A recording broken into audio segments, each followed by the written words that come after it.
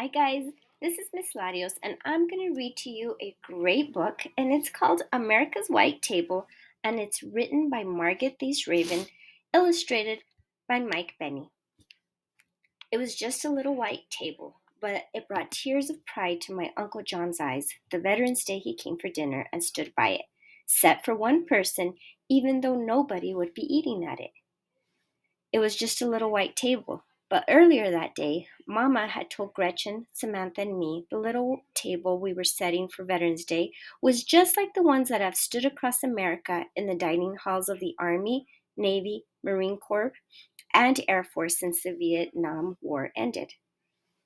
The tables honor the men and women who serve in America's armed forces, especially those missing in action, our MIAs, and those held prisoner of war, our POWs. Sweet land of liberty. It was just a little white table, but it felt as big as America when we helped Mama put each item on it, and she told us why it was so important.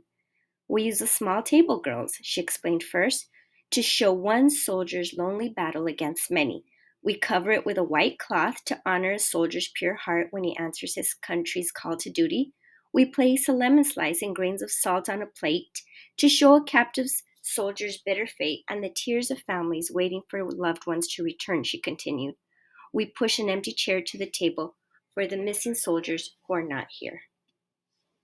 We lay a black napkin for the sorrow of captivity and turn over a glass for the meal that won't be eaten, she said. We place a white candle for peace and finally a red rose in a vase tied with a red ribbon for the hope that all our missing will return someday. Mama finished speaking just as sunlight spilled on the table and filled the overturned glass. It was just a little white table, but it suddenly made me want to burst with a feeling I couldn't explain when Mama told us how much our setting the white table would mean to Uncle John that night. Then she told us something we didn't know. Our Uncle John, who gave us big bear hugs and spun us with airplane twirls and called me his Katie girl, was a POW in Vietnam before we were born. It was just a little white table, but it gave us the courage to ask Mama what happened to Uncle John in Vietnam. She quietly told us his story. When Uncle John served in Vietnam, he was sent on a rescue mission, and his helicopter was shot down behind enemy lines, she began. Land where my fathers died. And he and his 3 crew members were taken prisoner. One crew member named Mike had serious wounds from the crash, but Uncle John and the other men tried to help Mike get better and persuaded a guard to bring Mike medicine. Then one day, when a guard looked away, Uncle John and the others had a chance to escape, but Mike was still too sick to go. So Uncle John stayed behind because he wouldn't leave a fellow soldier alone so far from home. Land of the Pilgrim's Pride. But how did Uncle John get free? We asked Mama. Sometime later, Uncle John had a chance to escape again, and somehow he was able to take Mike with him, carrying him on his back and collecting just enough rainwater and big leaves to keep them alive until Uncle John found an Army infantry unit to help them. But even though Uncle John did everything he could to bring Mike home alive, Mike's wounds were just too serious, and he died before the rescue helicopter landed. I know that Mike was only 20 years old and he dreamed of playing football, but he loved America enough to give his life for his country when duty called.